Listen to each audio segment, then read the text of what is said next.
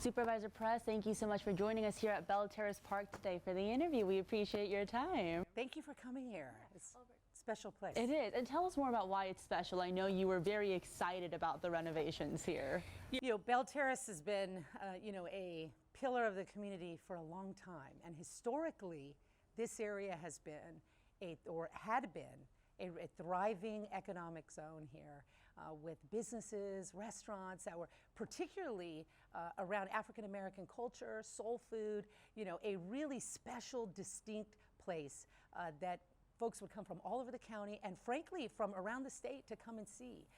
And sadly, a half century ago, the investment into this community and the nature of the community started to change and go downhill. But a lot of folks that had lived here for a long time moved out. The nature of the community just changed. For me, as a young person, I remember this area very well because I used to come here almost every Sunday as a kid. My parents' best friends lived in the first house right across the street. When you come down Bell Terrace, it was the first home there, the Subias, and they were. She was the secretary to my father at his church. So we would come in, they had kids around our age, and she would make her famous, turkey, mashed potato and turkey that was just, cream of turkey that was just to die for. It's the best I've ever had in my life. So we would go there Sundays, and that was part of our community, our family, and we would sometimes run across here and just play in the grass because the playground equipment wasn't great. But this place has been a part of my life personally, and it's such an interesting, fascinating place in Kern County, offering so much that we know that with some little TLC, we can really help bring back that old spirit. And that's exciting, and that's why we're here. You mentioned that there are hopefully more kind of improvements and more connections with the local school that you're hoping to bring funds to. So back in 2019, the school district reached out to us and let us know that they had a very exciting project here, a $70 million public STEM, the first ever in Kern County history, and certainly the first in my district and this side of the 99. Very exciting, a major investment, and coming into an area that had been dilapidated to some degree, a park that's no longer functional, not inviting, except for stuff you don't want to be happening in your parks, which should be for families and children. And so we took a close look, a 50,000-foot view, if you will, at the region and looked at the county assets that are within our control, within our influence, and said, how do we really make this school be something that's transformative for this community in perpetuity? Not something that is throwing money at a problem or that is a temporary fix, but how do we ensure that we make this school the finest in the Fifth, this park the finest in the Fifth, maybe the county, right? And use that as a springboard to economically develop in this area, right? And to bring back a sense of community, life, and love that we know was so common here, and that we could influence by simply changing the built environment and taking some efforts to build some community. So that's what we did. We started pouring in multiple rounds of funding, of CDBG funding, which is unprecedented. We don't normally do that in the county. We normally spread it out as far as we can because the need is so great. But we knew that if we were going to really be a partner to this school, really show these kids that their education is important, that the places they go to are beautiful and safe, and that they're important.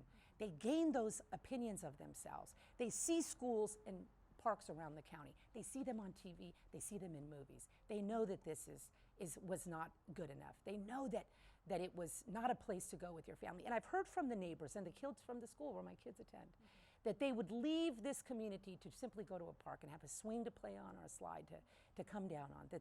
That was the reality, and that it was an accepted reality for this community. So for us, we finally got a chance to take a close look at it. I wish we'd done it sooner, but I'm happy that we're here now because what we are doing to connect up the resources here, ETR for job training, the community center that you see behind you that in December will be upgrading, a full-scale upgrading, the bathroom that's here behind us, a brand new one in the fall, and of course the park you see here, which is millions of dollars in the making and a complete transformation for this area. It's important, Jenny, because the 5th District is focused, and I say that not just me, but our team. One person cannot do much, but the team is devoted to 3 areas: great schools, safe parks, and good jobs.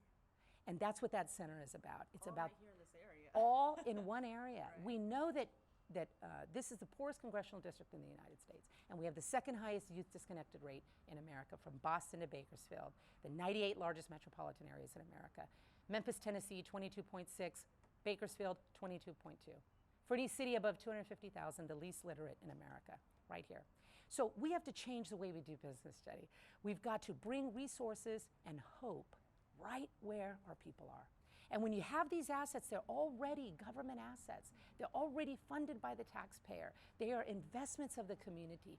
We can take a look at those, link them up, bring resources to it, and completely transform the community. And that's what we're seeing here, because BPD has told me that crime in the area is down, shootings down, and I've heard anecdotally from people in the community that folks who have been associated with more criminal elements in the area have had a standard belief that for this area, we're going to give the kids a shot. And they have decided to take some, as they say, stand down in the area, and let's give these kids a shot. And it's very exciting. It's what the 5th District is about. It's what we spend our time on. It's what we spend our resources on. Of course, they belong to the public, but we want to see that those resources are being invested in a way that impacts real people, the children, the parents, people seeking job but need skills, folks that need to get around this community. Go find community at Friendship House, which is right here, close, but far enough that we really need to link it up. And I want to touch more on Parks and Rec in a bit, because I know it's such a big issue in your district here. But Supervisor, you're running for re-election this time around. You mentioned many of the issues that are unique to District 5. You said crime rate is down here, right? Shootings are down right here in this community. We're seeing this new and improved park and safe space for kids. But what work do you feel like remains undone, right? You're asking for 4 more years in that position. So what work do you think remains undone? So here's really what's exciting about the next chapter. And this has been several chapters in the making, as you know. We started this in 2019. We hope to launch an office out of there in 20, and then COVID hit. So in January, the process of now bringing all of those resources together begins, and it really is the hard work. We had to look at the built environment and say, what do we need to change to have this area be conducive to a community? This was not conducive. This is not welcoming. Criminal elements in the park. We know we had people dying in the bathrooms. Major upgrades needed to take place physically. And we're talking here specifically. Here specifically, right? At the park. And now at this bathroom, okay, overdoses in this bathroom from people not even that are from this community. I mean, really a travesty beyond even seeming repair. So our first step has been to look at the built environment. Of course, we saw the school get completed. We've built up this park. It's not quite done yet, but we're getting there. And of course, we have begun the process of Adopt a Park with members of this community to help us maintain the park system over the long term. That's a big project that we'll be delving into more aggressively in January, because we need more members of the community engaged. County can provide all kinds of resources, but as you know, we don't have enough personnel to be here manning a park or any park 24/7. That's not practical. The park rangers has always been a big issue in District 5 as well, and honestly, county retainment in general. How do you tackle that issue? So we've had to change the pay structure to the pay and the basic relationship that we have with park rangers. We had a functional system 1,000 years ago, and then it just fell apart, and we moved some things around, as government does, and it doesn't always work well, or it works well for a short period. It needs to be reconfigured, and that's what we're doing. So we have changed that. We're able to retain and recruit more park rangers. Really, and the culture of the county is shifting in a way that helps our county family recognize that it's important. You know, it's hard to send people out to a dilapidated park that nobody cares about, and the county's pretending to, really invest in it and go keep it clean and keep it up. It's just not the way it works. The culture is shifting at the county to recognize that parks are the center place of our community. And how do you help with that culture shift? Is it just securing more funding? I mean, that's a big part of it. The funding's a big part of it, because you have to make the changes. But most importantly, you have to engage the community. You have to have the community out here seeing it, believing in it, and trusting it. So I'll give you an example. Last year, we had a Halloween event here where we didn't bring anything particularly fancy out. We had some nachos with cold cheese. Okay, we didn't have a warmer for the cheese. We had to serve up cold cheese, which shocked me, but it was delicious, and I kept eating it. And I looked around, and everybody was just fine with it too. Yeah. Members of the community came out with their lawn chairs, with their water mugs, no alcohol, no drugs, totally sober, family environment, and we set up resources, but also fun stuff for the kids to do. All kinds of members of the community came out to support it. We literally couldn't get people to leave. They wanted to stay. They just wanted to hang out and be together. And I mean totally diverse, no division of any sort, just a community coming together. So part of what we're doing now is setting up a community calendar that is going to be in perpetuity. With the park as the center space, think to yourself, Grant Park, Central Park in New York. It's really where we got the idea. In Grant Park in Chicago, they host all summer, concerts in the park, movies in the park, everything's free. People get along just fine. In Chicago, from every corner of the universe, or the globe, not the universe, that's totally incorrect. From every corner of the globe, right? People coming together and just having a nice time. So I know that getting people in this park by providing fun things to do for the family, exciting things, different, I know that will bring unity to this community. It will bring companionship to this community. It will, because that's what it does when human beings come together. It's not complicated. It isn't particularly sophisticated. It's the basic building blocks of a safe and loving community, of which if you look back to the 1950s in America, you saw much more of this. Centered typically more around churches or old school traditional institutions, if you will. The world has of course changed since the 50s, and now we have a number of institutions that can serve as those places. The Friendship House, our community center here, the Vita Scott Center, whom you know, her daughter Beverly is very eager to get back involved in this center and play her part. She's very excited about a boxing program. We want to partner with Pal and Sal and build a ring here to have, because we need, as part of rebuilding this community, we have to have a year-round athletics program where we already have a very, very long-standing, not because of me, but because of this community, a South of the Tracks Baseball League that has been there for as long as I can remember. And the kids who I grew up with here, the Subias, they played in it when they were kids. And it is almost the entire neighborhood engages in this family-friendly investment in kids and time for community. So part of what we're doing too is partnering with the city to build up those backstops, paint them, make them beautiful, fill in the holes that are preventing these kids from having, the best experience they possibly can have here. I have to ask, Supervisor, obviously there is an ongoing vision here, and a lot of that vision has already been kind of played out. It's become real life for you. It's become a reality here, but I think some voters might ask, why is the focus so heavily on this community? Because again, in District 5, Parks and Rec, huge issue. There are many other parks in your district, and when I speak to voters, a lot of them say, at Pioneer Park, for example, they're suspecting that people are engaging in drug use in the bathrooms, right? Or the water fountain isn't working. There's graffiti all over the bathroom. So there are many other parks in your district that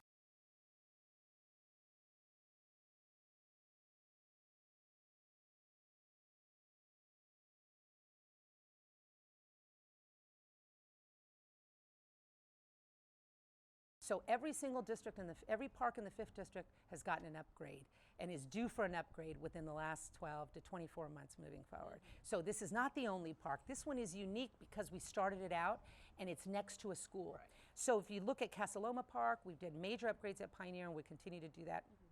Very excitingly is Heritage Park, of which we intend to do something that what I said here, there on a much larger scale, because they actually have a stadium that, or not a stadium, Christian, amphitheater. So at Heritage, part of the multi-million-dollar upgrade that we're doing, another 5th District part upgrade, is Heritage, massive extensive walking potential, right? So new walkways, lights, upgraded basketball. We're doing the skate park.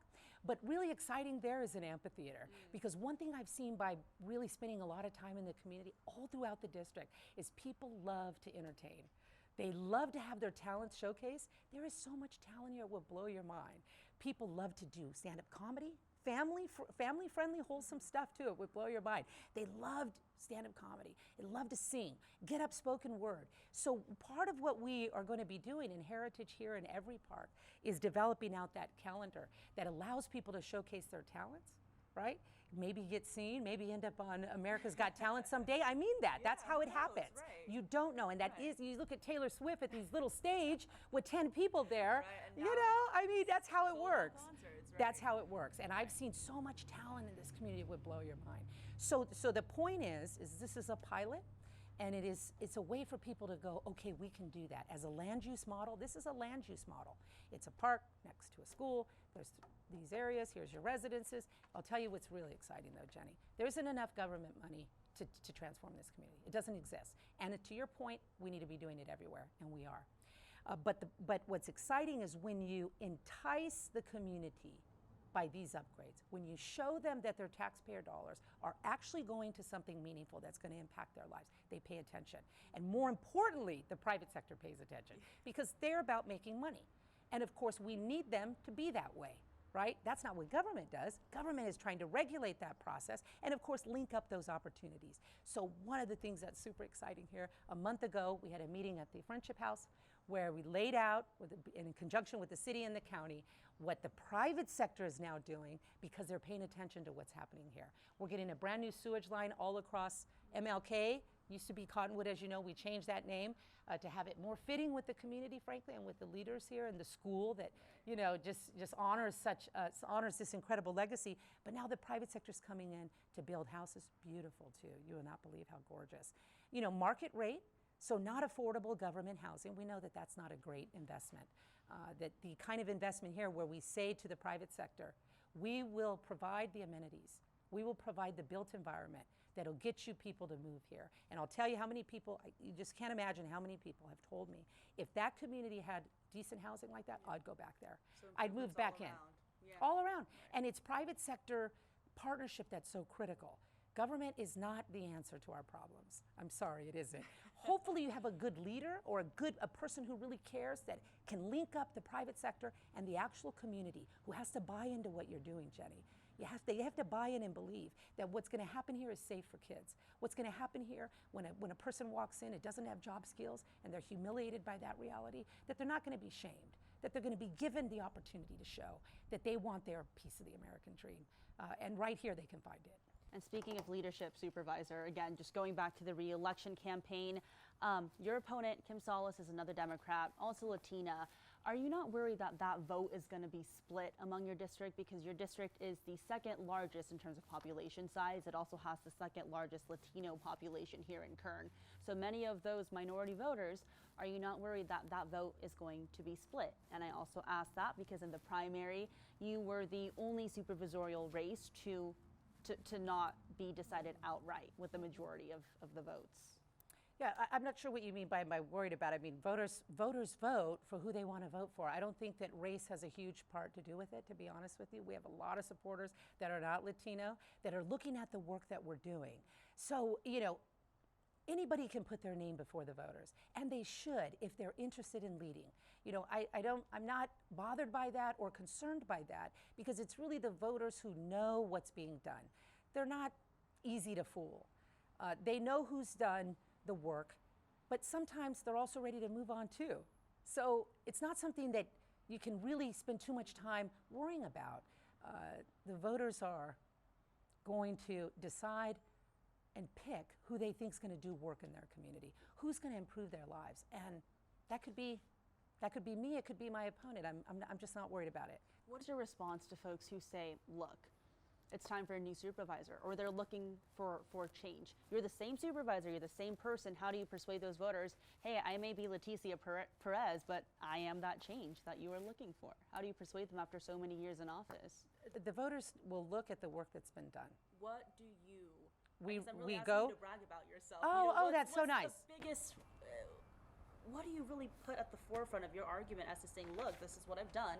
This is a change I will. You know, I'll tell you, provide. voters are so unique. Each one cares about something different, and I mean that. And so going door to door is so important. for somebody like me to really listen to what people are saying. Last week we were in Greenfield. We've done all this remarkable upgrades to the built environment there. And I listened for 30 minutes to a voter who was really appreciative of those upgrades, but really upset that the mailbox had been moved as a result, and wanted to tell me all the ways in which that negatively impacted her life. And I listened because I hadn't thought about it. And so we're going to go back and look at whether that's a change that we can make, but I promise you, Jenny, it's different for everyone.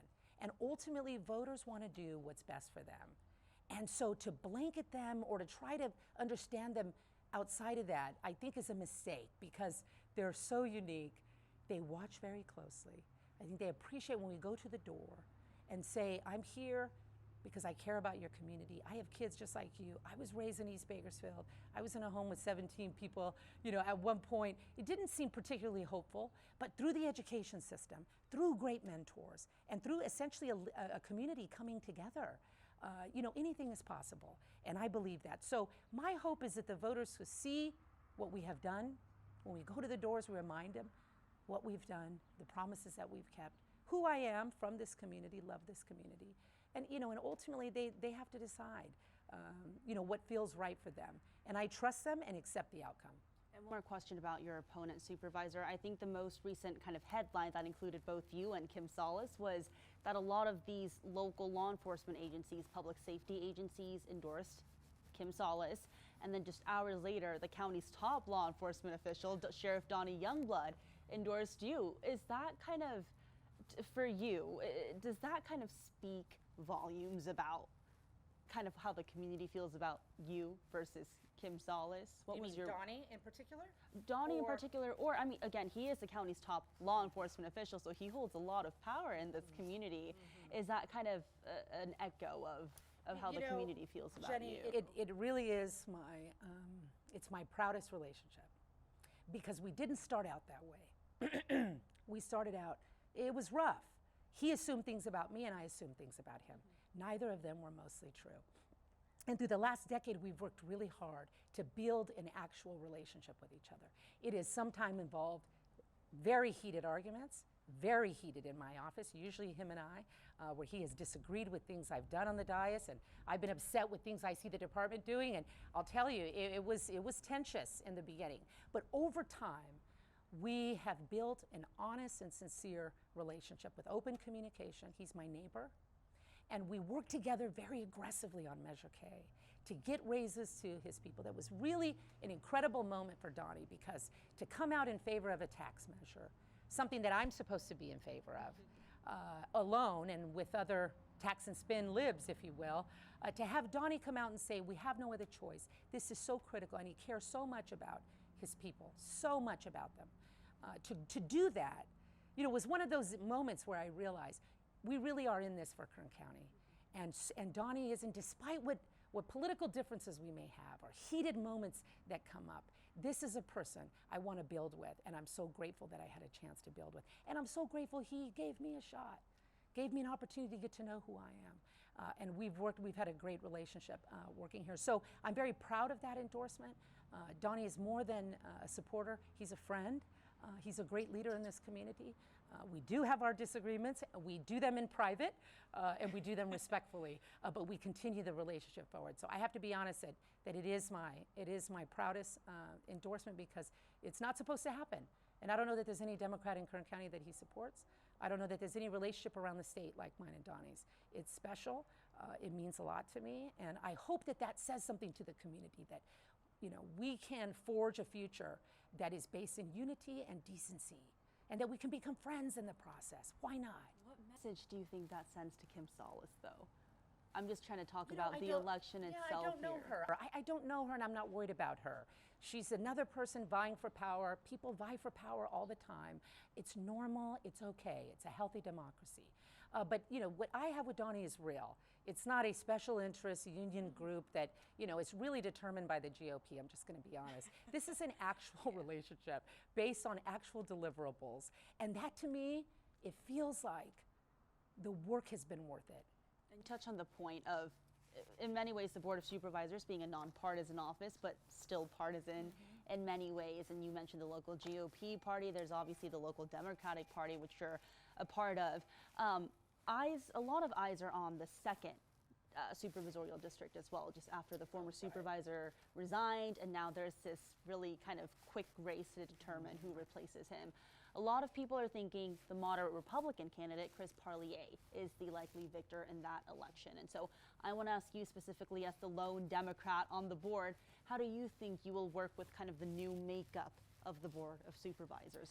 If it's Chris Parlier, I think that we are going to work together very well. I've known Chris a decade when he was on the city council, and I've observed him and I know him. His family, I like them a lot. Are you endorsing anyone in that race? You know, I have not yet, and I haven't been asked to. So Okay. I'm just observing it, and I'm hopeful that, you know, the right person will be elected in that post that's really going to put Kern County first. If it is Chris, we're going to have a very successful working relationship. I know him, I respect him, I like him, and I think he's a stand-up guy. I also don't think that he is a corrupt political player.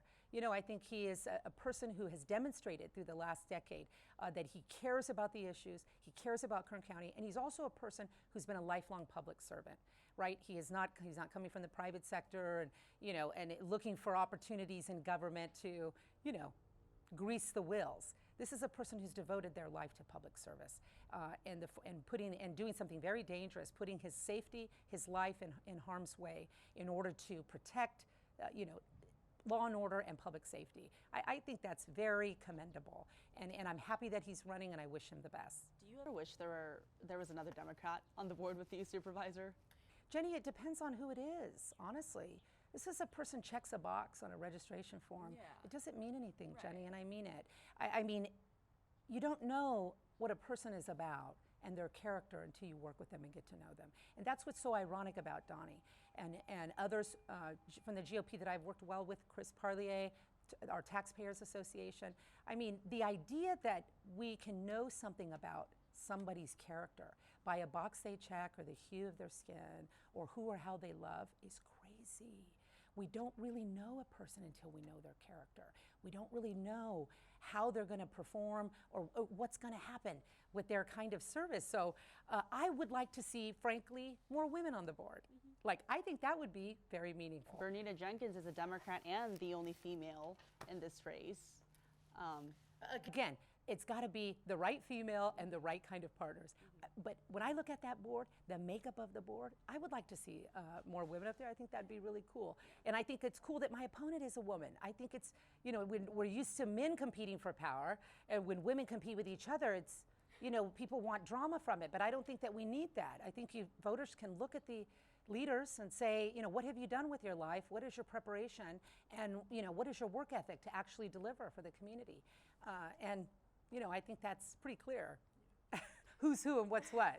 What have been some of the biggest challenges that you faced on the board? Again, just with the current makeup of the board. I mean, two of your colleagues are going to be returning to the dais, as you hope with yourself or I guess after the election cycle. So the board makeup may be pretty similar to what we're seeing right now and what we have seen in years past. So just with that makeup, with those colleagues, what have been some of the most difficult or challenging issues for you?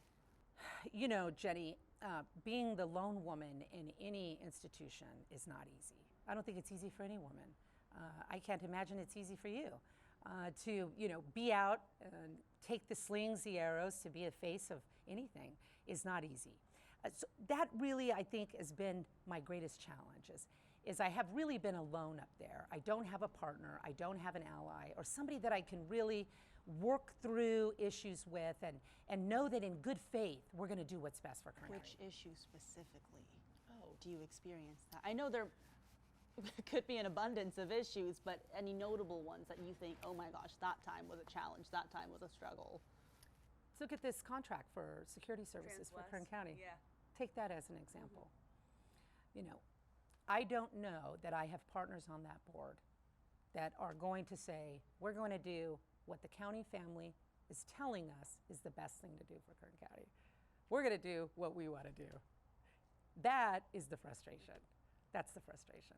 And with potentially Chris getting on that board, you know, I think he's a person who does hold Kern County in the highest regard, and I do believe that's his devotion. Now, he's going to come under a lot of pressure. He has friends on that board, I understand that. But I feel like Chris is somebody I can go to as an ally and say, let's do what's best for Kern County. Because right now, I don't think I have that.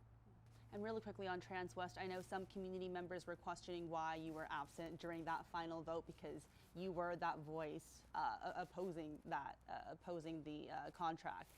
And so a lot of community members You saw that the outcome was the same. Right. And the outcome was always going to be the same. So did you intentionally, were you absent No, I had a requirement Okay. that I had to engage. I had some activities I had to engage in that I absolutely could not get around, and it was the only day I could not believe it. So it wasn't intentional absence, but it wasn't surprising to you that the end result didn't change? No, I knew from the last board session what that was. I knew actually walking into it because I know who they are. Yeah. So that's frustrating, Jenny, because Kern County has so much to offer the world, and we do already. With who we are in energy, our industry leaders, the best in the business, right? We have, in Kern County is an old school culture, if you will. And we kind of have the same people been in power and been in charge for a long time. And that needs to change, Jenny. It needs to change because the community has so much potential. If you look at our workforce, Jenny, with all the struggles I mentioned earlier, right, not their fault. Still, despite that, what do we have? Where do we score through the roof? And I mean from a business perspective, because I've talked to industry leaders in the last decade about it. Kern County scores through the roof on loyalty, patriotism, family, faith, right? Good American stock. And I think that we could do so much more to really focus on lifting up their ability to go out and get the American dream for themselves. I tell people this all the time, Jenny, as often as I can. I was a public defender here in Kern County for 3 years. I had thousands of cases.